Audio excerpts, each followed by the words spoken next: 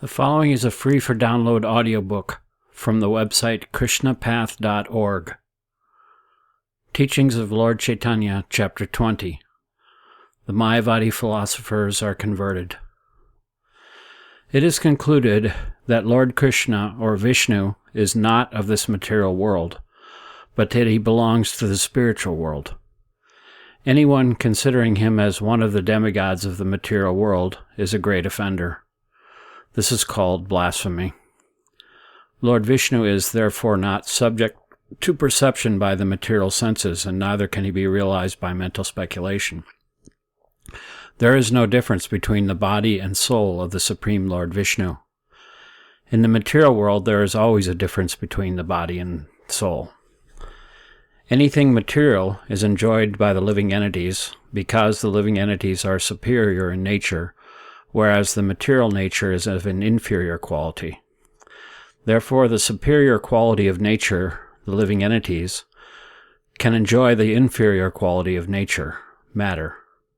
Because Lord Vishnu is in no way touched by matter, he is not subject to the enjoyment of the living entities. The living entities cannot gain knowledge of Vishnu by enjoying their mental speculative habits.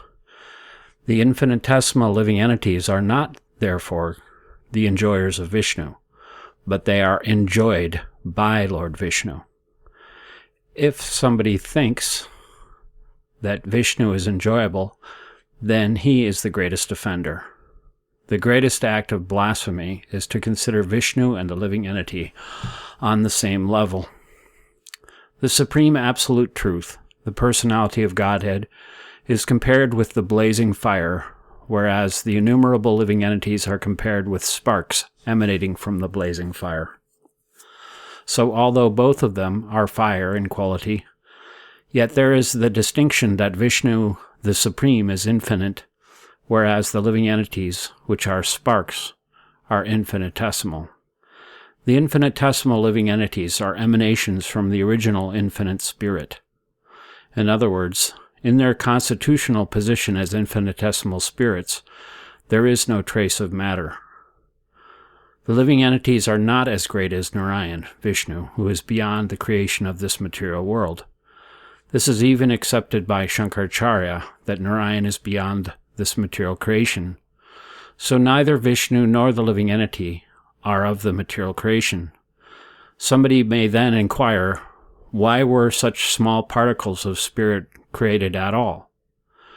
The answer is that the completeness of perfection of the Supreme Absolute Truth is possible when he is both infinite and infinitesimal.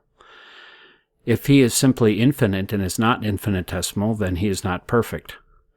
The infinite portion is the Vishnu Tattva, or the Supreme Absolute Personality of Godhead, and the infinitesimal portion is the living entity.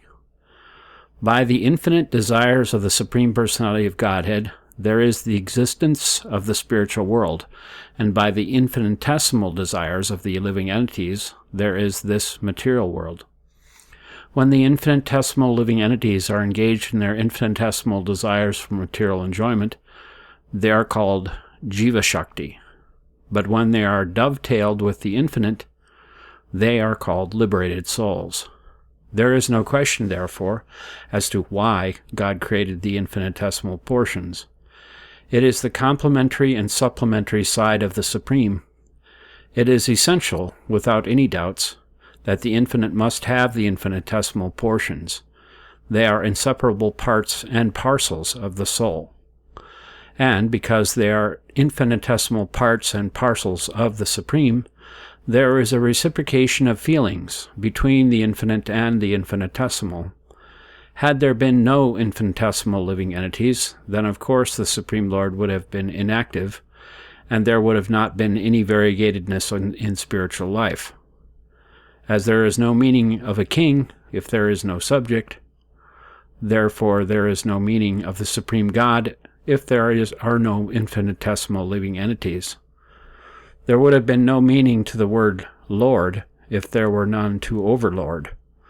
The conclusion is that the living entities are counted as expansions of the energy of the Supreme Lord, and the Supreme Lord, the personality of Godhead, Krishna, is the energetic.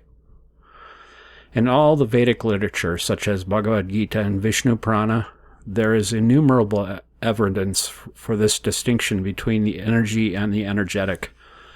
In Bhagavad Gita, 7th chapter, 5th verse, it is clearly stated that earth, water, fire, air, and sky are 5 principal gross elements of the material world. Mind, intelligence, and false ego are elements of the subtle matter. The whole material nature is considered to be divided into these 8 elements, which are the inferior quality of nature. Another name for this inferior quality of nature is Maya, or illusion. Beyond these 8 kinds of inferior nature, there is another superior quality of nature, which is called Paraprakriti. That Paraprakriti is the living entity, and the entities are found all over this material world. The purport is that the Supreme Lord is the absolute truth, the energetic, and that he has energy also. That energy, when not properly manifested or when covered by some shadow, is called Maya Shakti. The cosmic manifestation is a product of that covered Maya Shakti. The living entities are factually beyond this covered inferior energy. The living entities have their pure spiritual existence and their pure identity, and they have their pure mental activities, and all of them are beyond manifestation of this cosmic world.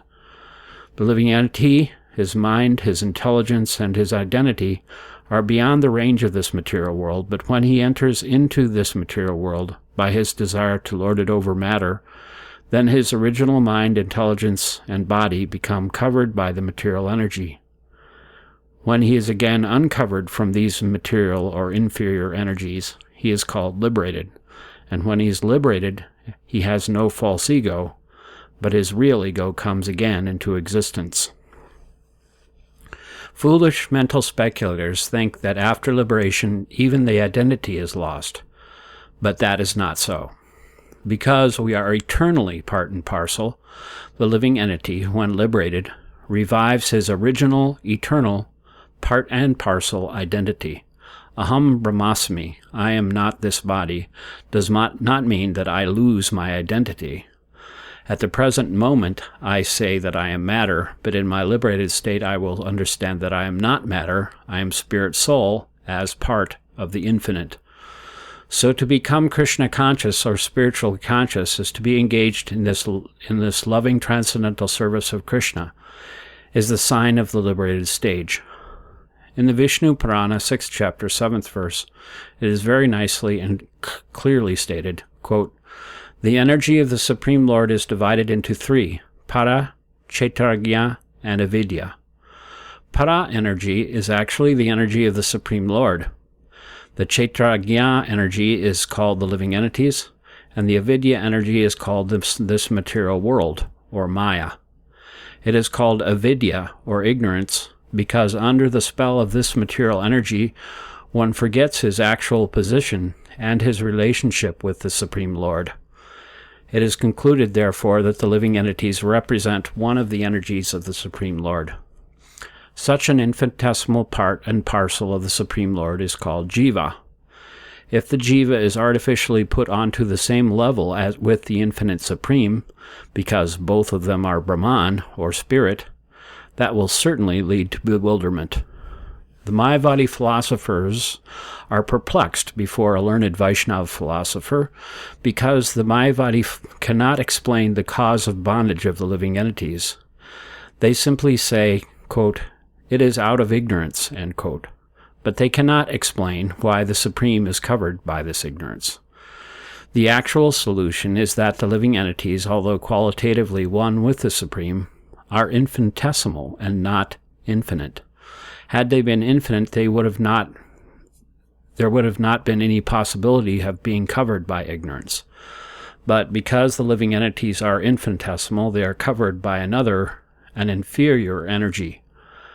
We can see their foolishness and ignorance when they try to explain that the infinite is covered by ignorance. It is an offensive attempt to qualify the infinite as subject to the spell of ignorance. Sankara, although he attempted to cover the Supreme Lord by his Mayavadi philosophy, was doing so only by the order of the Supreme Lord. It is to be understood that his teaching was a timely necessity, but not a permanent fact. In the Vedanta Sutra, this distinction between energy and the energetic is accepted from the very beginning. In that Brahma, or Vedanta Sutra, the first aphorism, Janmadhyasya, is a clear explanation that the Supreme Absolute Truth is the origin or source of all emanation. Therefore, the emanations are his energy, whereas he is the energetic.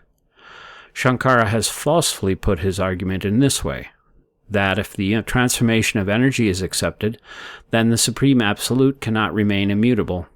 But that is not true. In spite of unlimited energy being generated, why not accept that the Supreme Absolute Truth remains always the same, even though there is the emanation of unlimited energies from him? Shankaracharya has therefore incorrectly and wrongly established the theory of illusion. In this connection, Ramanujacharya has discussed the point very nicely as follows, quote, "If you argue that before the creation of this material world there was only one absolute truth, then how is it possible that the living entity emanated from him? If he was alone, how could he produce or generate the infinitesimal living entities?" End quote. In reference to this question, the Vedas state that everything is emanated from the Absolute Truth, everything is being maintained by the Absolute Truth, and after annihilation everything enters into him. From this statement of the Upanishads, it is clear that the living entities enter into the supreme existence in their liberated state without changing their original constitutional position of activity. We must always remember that the Supreme Lord has his creative function, and similarly, the infinitesimal living entities also have creative function. When they are liberated and enter into the Supreme after the dissolution of this material body, their creation function is not lost. On the contrary, the creative function of the living entity becomes properly manifested in the liberated stage. If the living entity's activities are definitely manifested when he is in this material condition, then how is it possible that when he is in his liberated spiritual stage, his activities can be stopped? Entering is therefore understood in the sense that when a bird enters into the trees, the animals enter into the forest, or the flying vehicle enters into the sky. While explaining code number 1 of the first chapter of Vedanta Sutra, Shankara has most unceremoniously tried to explain that Brahman, or the Supreme Absolute Truth, is impersonal. Similarly, he has tried to twist most cunningly the doctrine of byproduct into the doctrine of change. Actually, there is no change of state for the Supreme Absolute. It is simply by his inconceivable power of doing things that there comes a byproduct. A relative truth produced out of another truth is called the transformation of a byproduct. For example, when a sitting chair is produced out of crude wood, it is the transformation of a byproduct. Similarly, the Supreme Absolute Truth, Brahman, is immutable, and when we find a byproduct, the living entity or this cosmic manifestation, it is called a transformation of that byproduct of the Supreme. Another example can be cited in this connection, that of milk and yogurt. Yogurt is a transformation of milk. In this way, if we study the living entities and the cosmic manifestation, it will appear that they are not different from the original Absolute Truth. But from the Vedic literature, we understand that the Absolute Truth has various multi-forms of energy, and therefore the living entities and the cosmic manifestation are only a demonstration of his various energies. As energies are non-separable from the energetic, therefore this transformation of the living entity and the cosmic manifestation is an inseparable truth which is part of the same Absolute Truth. Such a conclusion about the Absolute Truth and the relative truth should not be unacceptable to any sane man. The Supreme Absolute Truth has his inconceivable potency, and out of that potential energy, this cosmic manifestation has been affected. In other words, the Supreme Absolute Truth is the ingredient, and the living entity and the cosmic manifestation are byproducts. In the Tatatriya Upanishad, it is clearly stated, Yato va imani bhutani jayande. This clearly states that the Absolute Truth is the original reservoir of all ingredients, and this material world of the living entity is produced by out of those ingredients. Less intelligent persons who cannot understand the doctrine of byproducts cannot grasp how this cosmic manifestation and the living entity are simultaneously one and different from the Supreme Absolute Truth. Without understanding this truth, if, out of unnecessary fear, one concludes that this cosmic manifestation and the living entity are false, by putting forward the example of mistaking a rope for a snake, as Shankaracharya does, or mistaking the oyster shell for gold, surely that sort of argument is simply cheating. The examples of mistaking a rope for a snake or oyster shell for gold, mentioned in the Mundukya Upanishad, have their different applications and can be understood as follows. The living entity in his original constitution is pure spirit, and when a human being identifies himself with this material body, it is a case of accepting the rope as a snake or the oyster shell as gold. The doctrine of transformation of state is accepted when one thing is mistaken for another. Actually, the body is not the living entity, and to accept the body as the living entity is the doctrine of transformation of state. Every conditioned soul is undoubtedly contaminated by this doctrine of transformation of state. The conditional state of the living entity is a diseased condition. Originally, the living entity and the original cause of this cosmic manifestation are certainly not in this state of transformation, but mistaken thoughts and arguments can overcome a person when he forgets about the inconceivable energies and activities of the Supreme Lord. Even in the material world, there are many examples. The sun is producing unlimited energies from time immemorial, and so many byproducts result from the sun, yet there is no change in the heat and temperature of the sun itself. If the sun can maintain itself in its original state of temperature, although it is a material product in spite of producing so many byproducts, that it is very difficult to understand that the Supreme Absolute Truth, in spite of his producing so many byproducts by his inconceivable energy, has not changed at all. Therefore, there is no question of the transformation of his state. It is learned from the Vedic literature that there is a material product which is called touchstone, which simply by touch can transform iron into gold. The touchstone can produce an unlimited quantity of gold, and still the touchstone itself does not change its state. Therefore, to suppose that this cosmic manifestation and the living entities are false or illusory, as advocated by the Mayavadi philosopher, is ignorance. No sane man should impose ignorance and illusion upon the Supreme Absolute Truth, who is absolute in everything. There is no possibility of change or ignorance or illusion with him. Supreme Brahman is transcendental and completely different from any sort of material conception. Therefore, in the Supreme Absolute Truth, there is every possibility of inconceivable potential energy. In the Shvetashvatara Upanishad, it is stated that the Supreme Absolute Personality of Godhead is full of inconceivable energies, and no one else has such energy. By the misunderstanding of such inconceivable energies of the Supreme, one may conclude that the Supreme Absolute Truth is impersonal, but this is false. Such a conclusion is only a delusion experienced by a living entity when he is in an acute stage of disease. In Srimad Bhagavatam also there are statements that the Supreme Atma, or the Lord, has got inconceivable, innumerable potencies.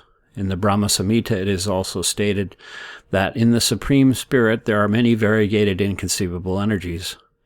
In the Absolute Truth there is no possibility of ignorance. Ignorance and knowledge are conceptions of this world of duality, but in the Absolute there cannot be any ignorance. Therefore it is simply foolishness to consider that the Absolute becomes covered by ignorance. If the Absolute Truth has the possibility of ignorance, how can it be said to be absolute? Understanding the inconceivable energy of the Absolute is the only solution to the question of duality. In other words, the inconceivable energy of the Absolute is the cause of the doctrine of duality. By such inconceivable energy, the Supreme Absolute Truth, without being changed, can produce the cosmic manifestation and the living entities, just as the touchstone can produce unlimited quantities of gold without being changed. Because the Absolute Truth has such inconceivable energy, the material quality of covering by ignorance cannot be applied to the Absolute Truth. True variegatedness in the Absolute Truth is therefore a product of that inconceivable energy. It can be safely concluded that this material manifestation is a byproduct of that inconceivable energy, and when we accept the inconceivable energy of the Supreme Lord, then there is no duality at all. The expansion of the energy of the Supreme Lord is as true as the Supreme Lord. In the manifestation of the Supreme Energy, there is no question of transformation of state. The same example of the touchstone can be cited again, that in spite of producing unlimited quantities of gold, the touchstone remains the same. We hear, therefore, some sages say that the Supreme is the ingredient or cause of this cosmic manifestation. The example of accepting the rope as the snake is also not irregular. When we accept the rope as the snake, it is to be understood that one has previous experience of the snake. Otherwise, how can one mistake the rope as a snake?